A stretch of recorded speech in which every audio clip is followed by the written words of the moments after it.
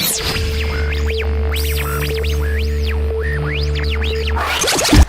harus takut akan Tuhan Allahmu. Kepada Dia haruslah engkau beribadah, dan demi namanya haruslah engkau bersumpah. Tak berkesudahan kasih setia Tuhan, tak habis-habisnya rahmat-Nya, selalu baru tiap pagi, besar kesetiaan-Mu.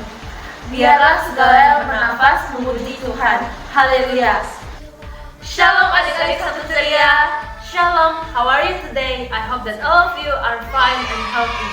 Ya, saya kita semua baik, dan juga berharap adik-adik dan juga keluarga di rumah semua dalam keadaan yang baik. Nah, kita bersyukur ya karena hari ini kita masih dapat berkumpul bersama-sama di Sabtu Ceria. Tapi sebelum itu ada pepatah nih yang mengatakan, kalau tidak kenal maka tidak sayang. Nah, maka dari itu kami sebagai Cici-Cici akan memperkenalkan diri terlebih dahulu. Nama Cici adalah Cici Freya, Nama Cici Fania, dan kami dari kelas 10. Yes, benar sekali Fania. Jika kita pada saat ini masih dapat memuji nama Tuhan dan mendengarkan firman Tuhan dengan bebas, maka ini semua juga merupakan anugerah dari Tuhan. Nah, maka dari itu, mari kita bersama-sama menundukkan hati dan juga mengambil sikap berdoa yang baik, tunduk dan juga hormat kepada Tuhan. Dan mari kita berdoa. Tuhan, pada hari ini kami sangat bersyukur dapat berkumpul bersama-sama. Tuhan yang telah memimpin kami dari awal Sabtu Ceria sampai akhir Sabtu Ceria. Tuhan yang siapkan hati kami dan mampukan kami untuk dapat mendengarkan firman Tuhan dengan baik. Hanya dalam nama Tuhan Yesus kami berdoa. Amin. Amin. Adik-adik Sabtu Ceria dikasih Tuhan, Cici mau tanya nih sama kalian.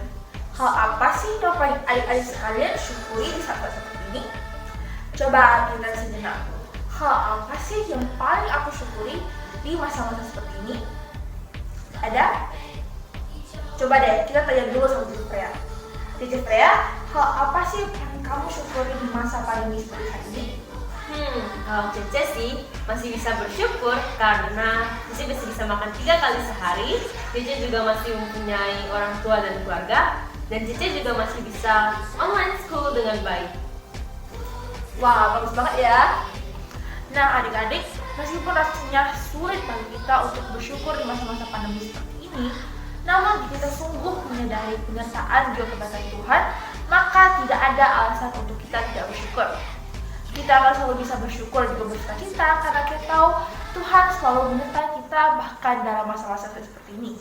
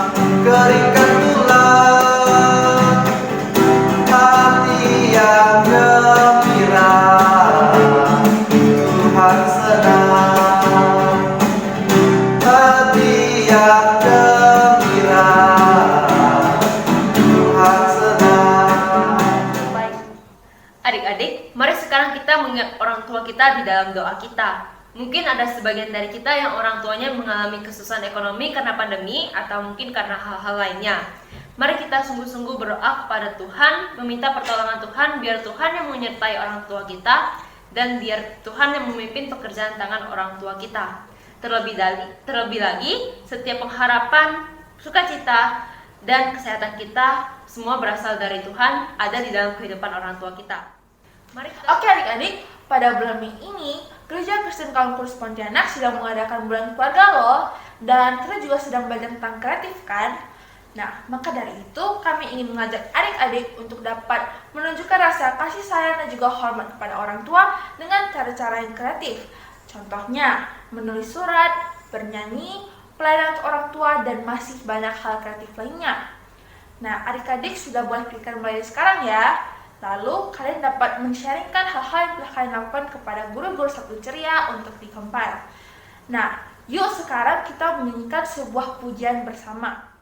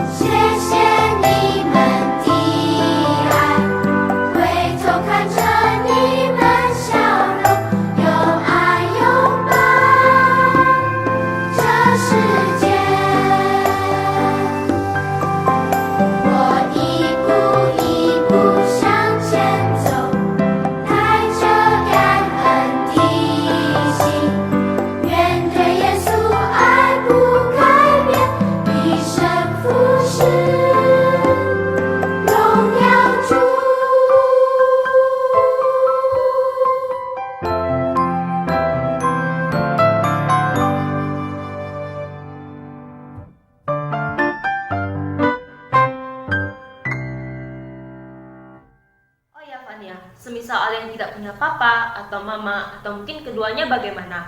Mungkin ada juga yang tidak mendapatkan kasih dari orang tua sama sekali. Ya mungkin ada adik-adik yang mengalami hal seperti itu. Tetapi kita tetap mau menunjukkan rasa kasih dan sayang kita kepada orang dewasa yang sekarang ini ada untuk merawat dan juga menyayangi kita. Mungkin akong, ama, atau ii kita, atau bahkan keluarga kita yang lain. Jadi, mari kita tetap menunjukkan rasa kasih sayang kita kepada mereka ya. Iya, benar sekali. Kita juga tidak lupa harus bersyukur kepada Tuhan karena telah memberikan orang dewasa di sekitar kita untuk merawat, menjaga, dan menyayangi kita. Yes, benar sekali. Nah, mari sebelum kita mendengar firman Tuhan, kita mau mengangkat sebuah pujian yang berjudul "我要向高山举目." I lift my eyes to the hills. Kita sama-sama memujikan pujian ini. 我要向高山举目，我的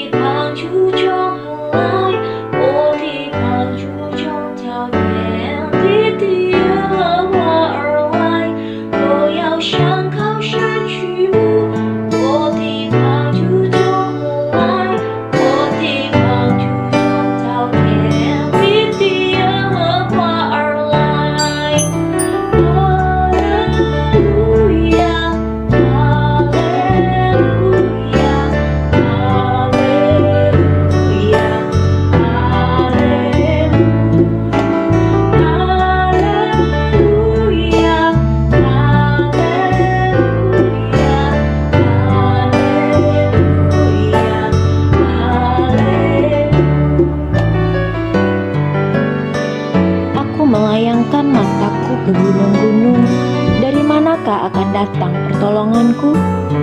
Pertolonganku ialah dari Tuhan yang menjadikan langit dan bumi.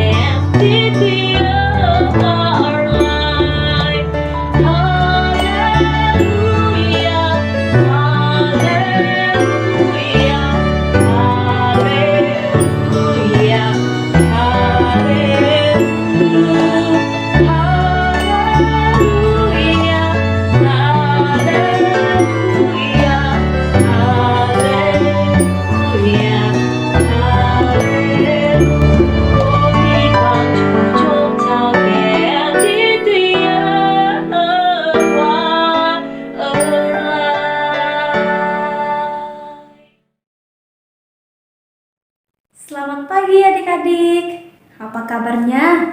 Ya, Medan berharap semuanya dalam keadaan sehat dan kuat.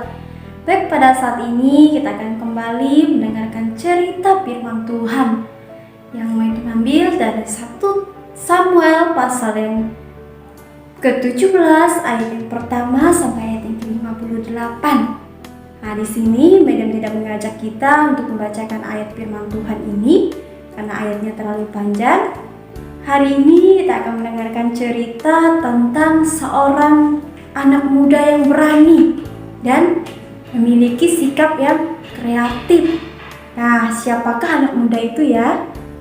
Baik, sebelum kita mendengarkan cerita pada pagi hari ini, kita mau berdoa terlebih dahulu. Mari kita berdoa.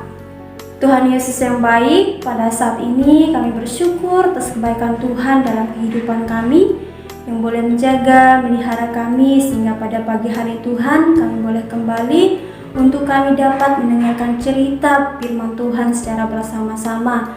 Kiranya Tuhan terus memberkati kami supaya kami boleh memahami isi dari kebenaran firman Tuhan. Terima kasih Tuhan, hanya di dalam nama Tuhan Yesus kami berdoa mengucap syukur, haleluya, amin. Nah, hari ini kita akan mendengarkan cerita tentang Daud dan Goliat. Jadi ada seorang anak muda yang bernama Daud. Nah, kesehariannya adalah menggembalakan kambing dan domba milik ayahnya. Nah, adik-adik, suatu ketika bangsa Israel berperang melawan bangsa Filistin.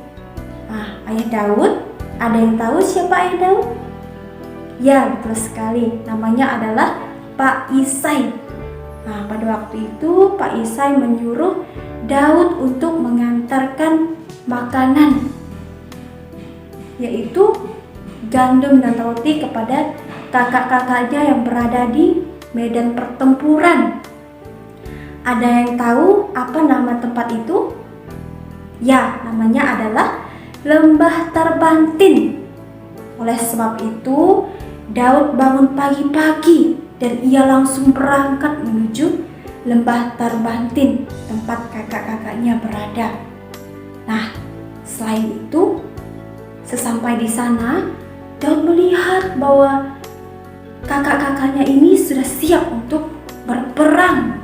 Di samping itu, Daud juga melihat ada seorang Filistin yang memiliki badan yang besar, tinggi, bahkan gagah perkasa. Adik-adik ada yang tahu siapa nama orang Filistin yang memiliki badan yang besar, tinggi dan megah perkasa itu? Ya, betul sekali. Namanya adalah Goliat. Ya, Goliat ini berdiri menantang bangsa Israel. Sehingga pada waktu itu bangsa Israel mengalami ketakutan melihat orang Filistin itu yang badannya besar seperti raksasa. Nah, mereka mengalami ketakutan dan mereka berbisik terhadap satu dengan yang lainnya. Mereka mengatakan bahwa bagaimana mungkin kita bisa melawan orang Filistin, sedangkan mereka memiliki seorang pemimpin yang badannya besar, tinggi, dan gagah perkasa itu. Nah, menurut adik-adik, apakah adik-adik akan mengalami ketakutan atau berani melawan orang dewasa? Yo, pasti ada yang mengalami ketakutan juga kan? Ya, sama seperti yang dialami oleh bangsa Israel pada waktu itu. Nah, adik-adik tahu siapa nama seorang anak muda yang berani terhadap Goliat ini? Ya, namanya adalah Daud. Daud sama sekali tidak takut kepada Goliat. Bahkan pada saat waktu itu, Daud langsung menemui Raja Saul dan ia meminta izin kepada Raja Saul untuk ikut berperang. Nah, adik-adik, apa yang terjadi? Raja Saul itu sangat kaget mendengar Daud ingin minta izin untuk ikut berperang. Nah, bahkan Raja Saul mengatakan begini kepada Daud, bagaimana mungkin kamu bisa ikut berperang melawan bangsa Filistin, sedangkan kamu masih muda dan belum tahu cara bagaimana berperang. Nah, lalu Daud mengatakan kepada Raja Saul, tenang saja Raja, hambamu ini sudah terbiasa mengembalakan kambing dan domba. Jadi, jika ada seekor singa atau beruang yang ingin menerkam seekor domba, maka hambamu inilah yang akan mengejar hewan itu. Lalu, mendengar perkataan Daud seperti itu, lalu Raja Saul memberikan izin kepada Daud untuk ikut berperang. Nah, adik-adik, Raja Saul juga memberikan jubah perang dan pedang kepada Daud. Nah, tapi sayangnya karena badan Daud ini kecil dan jubah perang yang diberikan Raja Saul kepada Daud ini terlalu besar, sehingga dia tidak kuat untuk memakai baju tersebut. Nah, sehingga dia sama sekali tidak memakai baju atau jubah perang yang diberikan Raja Saul kepada Daud pada waktu itu. Nah, adik-adik tahu apa yang dibawa oleh Daud? Dia hanya membawa 5 batu yang dia ambil dari sungai dan emban yang biasa kita kenal dengan ketapel. Lalu Daud berdiri dan maju berperang bersama-sama bangsa Israel pada waktu itu. Goliat menentang Daud. Tetapi Daud sama sekali tidak takut terhadap Goliat. Bahkan dia mengatakan bahwa kalian semua boleh berperang, maju dengan tombak dan pedang, tetapi aku maju demi nama Tuhan semesta alam. Lalu Daud berlari sekencang-kencangnya menuju Goliat, dan akhirnya dia melemparkan batu kepada Goliat. Nah, menurut adik-adik, apakah batu itu mengenai Goliat atau tidak ya? Ya, betul sekali.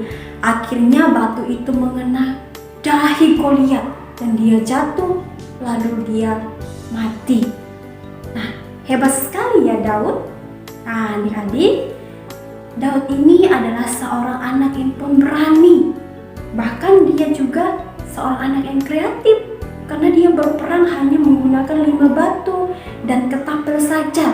Sedangkan orang yang lain mereka berperang menggunakan pedang dan tombak. Tetapi Daud ini hanya menggunakan 5 batu dan ketapel saja. Oke adik-adik, cerita Daud dan Goliat ini kita bisa belajar tentang 2 hal penting yang perlu kita ingat. Yang pertama yaitu kita belajar meskipun kita masih kecil dan lemah, kita masih menjadi pahlawan kecilnya Tuhan, asalkan kita mengandalkan Tuhan di dalam segala hal. Nah, yang kedua yaitu kita belajar bahwa kita tidak perlu sedih ketika ada teman-teman yang mengejek kita, menghina kita, memolok kita, entah itu karena kita lemah, karena kita pendek, atau karena kita kurang pandai. Kita tidak perlu bersedih adik-adik. Kenapa? Karena Tuhan tetap mengasihi kita apapun keadaan kita adik-adik.